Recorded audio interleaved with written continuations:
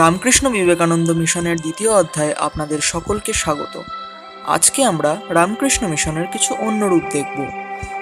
আমরা দেখব রামকৃষ্ণ মিশন সমাজ এবং তার কল্যাণের জন্য কি কি কাজ করে গেছে।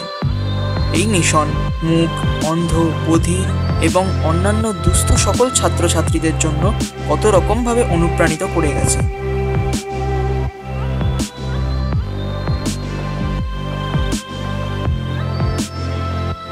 অন্ধ হলেও দৃষ্টিশক্তি কখনো তাদের সাফল্যের পথে বাধা হয়ে দাঁড়াতে পারেনি।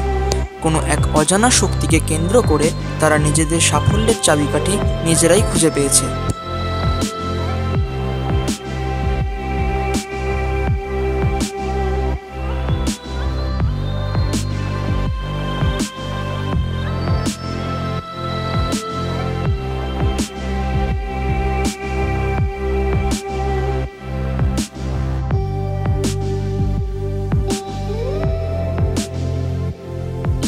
আর আজ এই গৌরবময় প্রতিষ্ঠানের একমাত্র কারিগর স্বামী নিত্যানন্দ মহারাজ।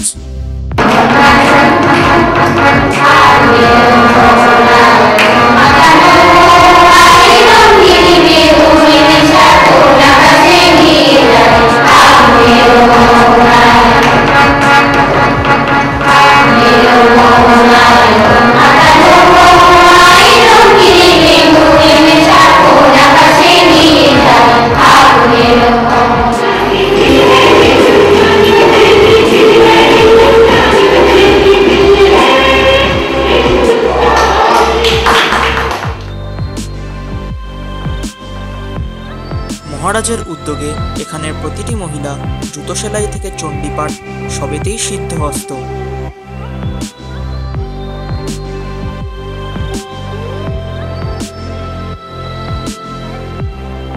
শারীরিক অক্ষমতাকে দূরে সরিয়ে কি সুন্দর সাবলীল নিপুণতায় এরা নিজেদের কর্মদক্ষতাকে আরো উপরে তুলে নিয়ে যাচ্ছে। Meter this is tympanometer. এই দুটো মেশিন ছাড়াও আমাদের এখানে অটোস্কোপ আছে, সাউন্ড লেভেল মিটার আছে, হিউমিডিফায়ার আছে, হিয়ারিং এড অ্যানালাইজার আছে। এবার আমরা ওনার পরীক্ষাটা করছি। তো এটা হচ্ছে হেড ব্যান্ড, যেটা দুটো কাপলার আছে। This is coupler. তো একটা রাইট ইয়ার একটা লেফট ইয়ার আমরা পড়াবো এবং ওকে বলবো যদি শুনতে পায় তাহলে রেসপন্স করতে, সেই মানে মুখে বলতে বা হাত রেসপন্স করতে। ও তো বলতে পারে না, but she understand everything about this test.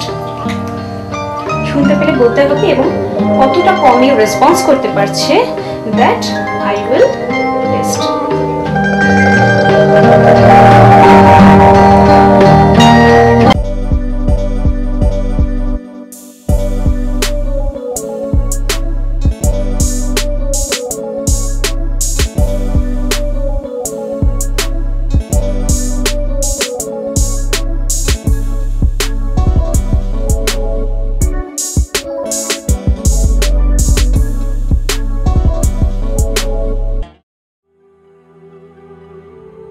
কালের চক্রে কেটে গেছে কত দিন এবং কত রাত, তবে কেটে যায়নি সেই উদ্দামতা।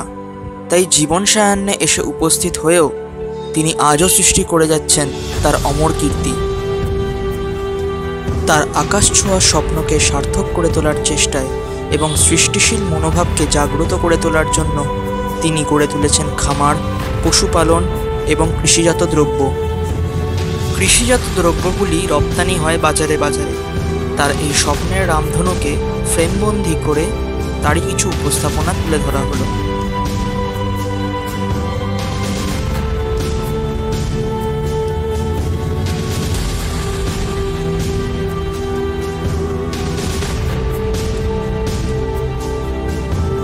দুপাশে ঘন অরণ্য এবং মাঝখানে বয়ে চলেছে বসুধা নদী। তারই মাঝে স্বামী নিত্যানন্দ মহারাজের জাদুস্পর্শে তৈরি হলো শ্যামা মায়ের মন্দির। মজার বিষয়, এই মন্দির তৈরি করতে মাত্র 29 দিন সময় লেগেছিল। একদা ইতিহাসের চরিত্র মীর কাসিম তার সৈন্যদল নিয়ে এই গ্রামে আসছিলেন। তখন থেকেই এই গ্রামের নাম হয় কাশিমপুর।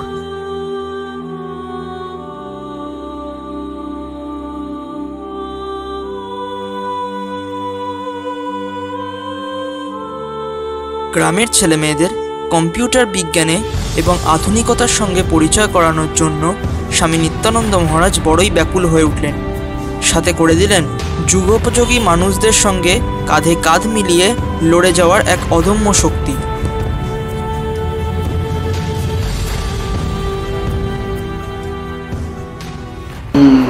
ডেজার্টেড লেডিজের জন্য সেন্টার ছিল, সেটা পরে উঠে গিয়ে ব্যারাকপুরে এলো, আর ওখানে হয়ে গেল অ্যাডপশন সেন্টার। অনেক কাপল আছে স্বামী স্ত্রী যাদের সন্তানাদি নেই, তারা এসে খুব চায় একটি সন্তানকে, যারা এসে পছন্দ করে নেয় তাদেরকে নিয়ম মেনে অ্যাডপশনে দেওয়া হয়। এই অ্যাডপশন সেন্টার করতে করতেই, ওখানে যাতায়াত করতে করতেই আমাদের এখান থেকে যারা পাস করে, বিশেষ করে মেয়েরা, তাদের কি কলেজে যাওয়া, ইউনিভার্সিটি যাওয়া খুব অসুবিধা। সেই রাত্রি হয়ে যায়, তাদের পিছনে আবার গুন্ডারা ঘটে, এইসব দেখে শেখে আমার মনে হয় আমি তো রহরাতেই ছেলেদের জন্য একটা কলেজ করেছিলাম, তাই মেয়েদের জন্য এখানে এটা করলে কীরকম হয়, এই বলে I started thinking of it. তা এই সময় আমাদের এক কর্মচারী, সে ব্যাংকে কাজ করতো, সে বললো আপনি যদি কলেজ করেন ব্যাংক থেকে লোন পেতে পারেন। So I went to bank and took A loan of 3 lakh, 3,65,00,000 টাকা। তাই দিয়ে বিরাট কলেজ হয়েছে, এখন মেয়েরা সেখানে পড়াশোনা করছে। স্বামী বিবেকানন্দ বলে গেছিলেন, যেদিন আমাদের দেশের নারীরা সমান অধিকার পাবে, ছেলেদের সঙ্গে কাঁধে কাঁধ মিলিয়ে এবং সকল অধিকার সমানভাবে ছিনিয়ে নেবে, সেদিনই ভারতবর্ষের উন্মোচন হবে। এই বাণীর গুরুত্ব যে কতখানি তা নিরন্তর প্রমাণ করে চলেছেন স্বামী নিত্যানন্দ মহারাজ। বারাসাতের নিকট গড়ে তুললেন এই বিশাল বালিকা মহাবিদ্যালয়। আশেপাশে দুস্থ, দরিদ্র এবং মেধাবী সকল ছাত্রী স্থান পেল এই বিদ্যালয়ে।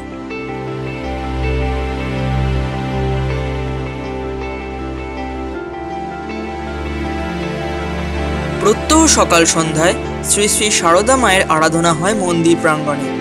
এখানে যেমন স্থান পেয়েছে অজ্ঞাত কুলশীল কুড়িয়ে পাওয়া সন্তান, তেমনি স্থান পেয়েছে যৌনকর্মীদের অজ্ঞানতার বীজ।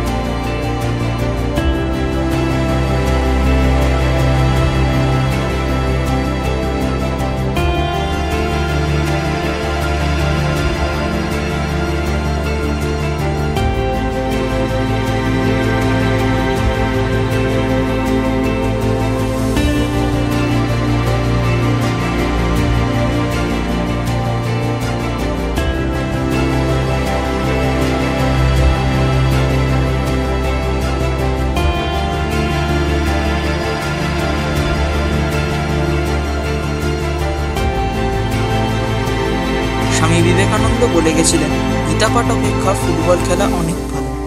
সেই মন্ত্রে দীক্ষিত হয়েও স্বামী নিত্যানন্দ মহারাজ এখানে ক্রীড়ার প্রতিও যথেষ্ট শ্রদ্ধাশীল এবং যত্নবান ছিলেন। আজ এই পর্যন্তই। তবে জীবনের 14টা বছর যে মন্দির প্রাঙ্গণে আমরা বড় হয়েছি তাকে এই 10 মিনিটের ভিডিওয়ে বর্ণনা করা সত্যিই অসম্ভব। তবুও এই রামকৃষ্ণ মিশনের মন্দির প্রাঙ্গণের প্রতি আমরা সদা শ্রদ্ধাশীল।